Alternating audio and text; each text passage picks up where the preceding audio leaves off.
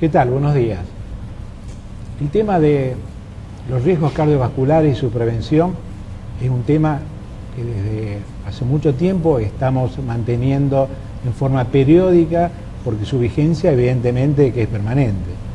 Ya hicimos también un programa sobre prevención de riesgos cardiovasculares con el doctor Turri, el Congreso de Pacientes, y nos referimos básicamente a la prevención primaria, cómo se podía hacer para evitar que algunos riesgos se manifestaran, para que algunos riesgos se pudieran controlar antes que la enfermedad en sí estuviera ya latente y presente. Hoy vamos a seguir con esa línea, pero vamos a hablar de prevención secundaria.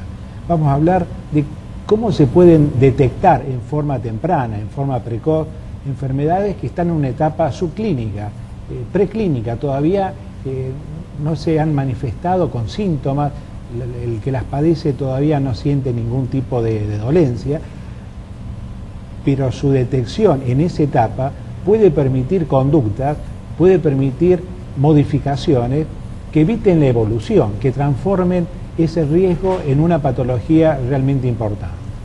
Para ello seguimos con la presencia, con la colaboración de Horacio Almada y de Pedro Forcada, que ya nos venían acompañando, a los cuales nuevamente agradezco que estén con nosotros. Los agradecidos somos nosotros de tu invitación. Horacio, antes de entrar en el tema en sí, hace poco estuviste en un congreso en Estados Unidos y estuviste viendo cuáles son los avances en este campo. Así es, en el mes de noviembre fue en la ciudad de Orlando, en Florida, en Estados Unidos, el congreso de la American Heart Association, que bueno, es uno de los más concurridos, los más importantes del mundo, porque tiene 30, 40 mil personas que concurren a ese congreso. Bueno, un congreso muy amplio, que se abarca muchos temas, pero fundamentalmente se abarcó el tema del trasplante de células madres para recuperar miocardio enfermo, y se habló mucho de la prevención cardiovascular. Tanto en la prevención se focalizó mucho en el tema de la mujer y de la cardiopatía en la mujer, y además en este tema que vos hablabas de la detección precoz de la enfermedad vascular. Es decir, el paradigma sería evitar que la arteria se tape y no tratarla una vez tapada, que fue lo que vino haciendo la ciencia y la cardiología durante todos estos años. Para ello hay una serie de métodos que se presentaron, que se vienen trabajando en distintos congresos, que nos permiten ir prediciendo cómo va evolucionando la enfermedad arterial en los pacientes. Pero si nosotros hablamos de laboratorio vascular no invasivo, creo que ese es el nombre que abarca este método diagnóstico, que realmente creo que en nuestro país es novedoso, no hay muchos lugares que se haga, y por ahí es poco conocido. Sí, correcto. Nosotros hace 2 años y medio que trabajamos sobre esta idea. Muchos grupos en el mundo, y hace aproximadamente 10 años, han trabajado en la detección de signos precoces de enfermedad en el sistema cardiovascular. Lo que nosotros hicimos en el laboratorio vascular no invasivo es poner esos métodos juntos y procesar la información en interjuego para entender lo que le está pasando a esos pacientes. Y primero recibimos generalmente pacientes que ya estaban enfermos, o sea, que ya tenían enfermedad manifiesta, que habían tenido algún ataque cardíaco o cerebral, pero lo que vimos a lo largo de estos años es que ahora la gente que está siendo derivada para estudio es cada vez más joven, gente que quiere saber si está en peligro, si está correctamente controlada, o que experimentó la enfermedad de un familiar o de un amigo cardiovascular y quieren saber si ellos están en riesgo. Entonces realmente nos alegra mucho el concepto que ustedes estaban comentando hoy, la línea de los norteamericanos también en Europa, en los últimos 2 congresos europeos muy grandes de hipertensión y de cardiología, también está fuertemente focalizada en detectar la enfermedad cuando nace y no esperar a tratar complicaciones, que era lo que decíamos hasta ahora, ¿no? ¿Y en qué consiste esto? Para explicarles a nuestros televidentes de que estamos hablando de una tecnología que tiene que ver con cosas que se hacen, porque el ecodoppler es una técnica ya bastante afianzada en nuestro país hace muchos años, ¿Qué es lo que se logra? ¿Cómo se realiza este laboratorio vascular no invasivo? Bueno, justamente el nombre de no invasivo fue muy importante ponerlo, porque en general, a lo largo de la historia cardiovascular, uno ligaba todo lo que sea intervenir o diagnosticar en cardiología con el cateterismo, con la cirugía de bypass, con procedimientos agresivos. Y justamente aquí usamos el ultrasonido, como decías vos. La imagen más ideal para graficarlo es el estudio de la embarazada. La gente conoce mucho eso. Y bueno, justamente hoy los avances en ultrasonido permiten evaluar cosas muy pequeñas. La pared de la arteria, por ejemplo, la del cuello que irriga el cerebro, mide 7 milímetros de diámetro y la pared se mide en centésimas de milímetro.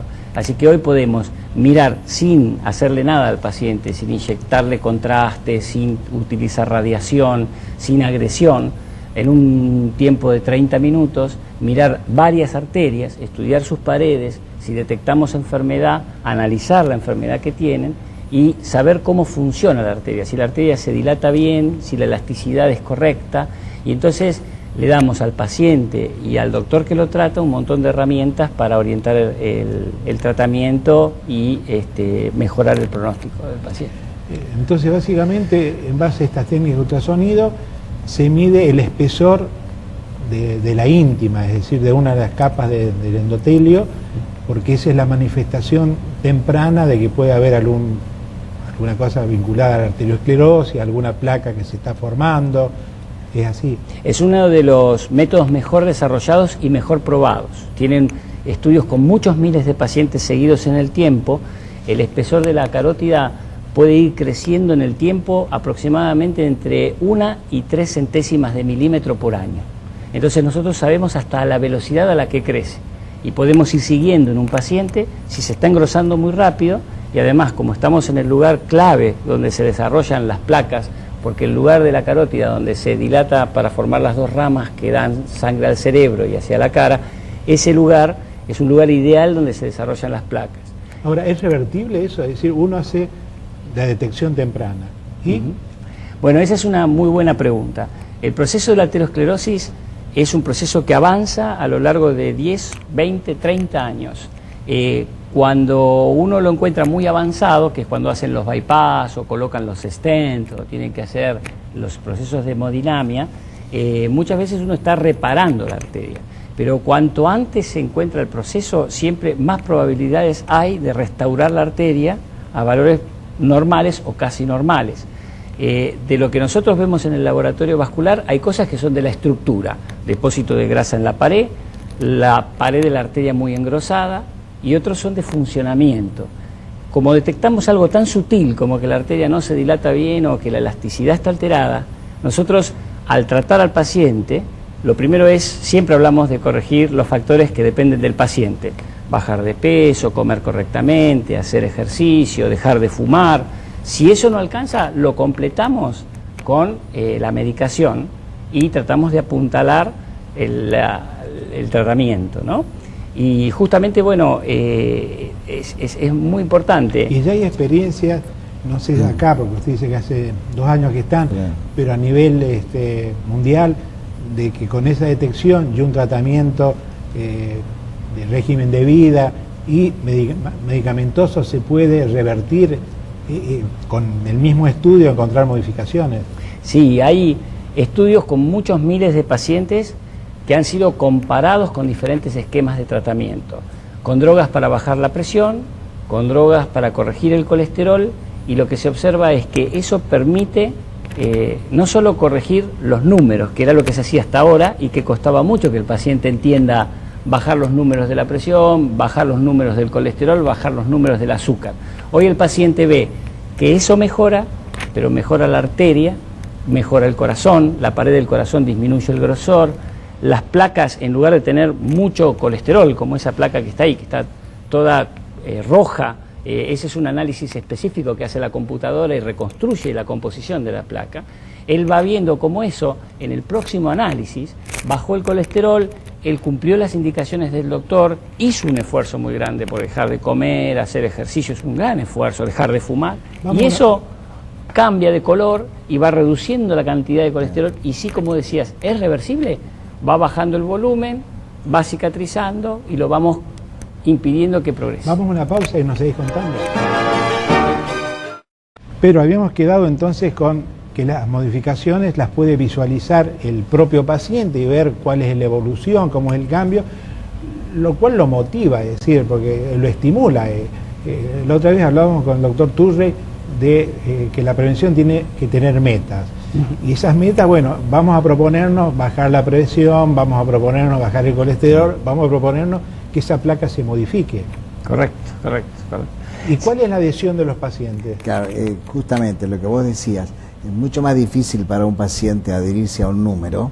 Es decir, usted tiene 300 de colesterol y tiene que bajarla a 200, lo cual sí estoy de acuerdo, pero que mostrarle mediante el ecógrafo, en el cual el médico ve, pero le puede mostrar al paciente, usted tiene una placa, tiene esto y esto lo tiene porque tiene 300 de colesterol, porque fuma o porque tiene hipertensión. La visión del paciente de esa agresión a su arteria hace que el paciente se adhiera mucho más al tratamiento, se comprometa más con el médico y con el tratamiento, y mucho más si al año le repetimos el estudio y vemos que esa placa disminuyó o la elasticidad mejoró y que todo ese esfuerzo, ese tratamiento que hizo el paciente y el médico ha dado sus frutos. Pero, ¿qué ventajas tiene esto sobre lo que puede ser la tomografía computada, la resonancia magnética, que también permiten hacer algún tipo de exploración diagnóstica? Claro. Bueno, en principio la ecografía, a diferencia, por ejemplo, de la tomografía computada, no utiliza radiación, es una técnica muy sencilla, el tiempo que se emplea es muchísimo más corto, los costos son muchísimo más bajos. Incluso sobre la resonancia nuclear, que tampoco utiliza radiación, pero la resonancia toma mucho tiempo, el tipo de procedimiento en sí, el paciente tiene que estar dentro de un equipo en el cual a veces se asustan un poco y tienen que pasar mucho tiempo ahí dentro. No lo toleran directamente por una cuestión psicológica. Sí, y de hecho, bueno, para estudiar las coronarias en particular necesita campos muy importantes, un equipo más grande, más tiempo de exposición. En el caso del estudio vascular no invasivo, dura unos 30 minutos, si encontramos placas y lesiones muy importantes a veces tenemos que trabajar más tiempo, pero a veces es muy interesante ver que uno empieza con el paciente explicándole lo que estamos viendo y cuando estamos estudiando por ahí las arterias femorales ya el paciente dice, uy, ahí también tengo una placa, o sea, es como que va siguiendo. Vos mencionaste una palabra clave desde el punto de vista de la accesibilidad, que es el costo. Sí. No estamos hablando de un estudio que involucre una aparatología, una tecnología muy costosa y por lo tanto restrictiva para gran parte de los posibles pacientes. En principio, en los 2 años y medio, nosotros empezamos trabajando con equipos muy básicos. Trabajamos con Horacio, en Ramos Mejía, en la clínica DIM también, y utilizábamos ecógrafos convencionales. Eso baja muchísimo el costo y permite realizar todas las técnicas de detección, buscar las placas, ver la pared de la arteria, medir la elasticidad, medir la capacidad de dilatación. No hace falta una inversión en tecnología muy grande y la técnica da un montón de información. O sea, hasta ahora los pacientes se van muy satisfechos y cuando se van dicen, la verdad no me imaginaba que iba a recorrer mis arterias hoy a la mañana. O sea, es un estudio del cual sacan una información objetiva.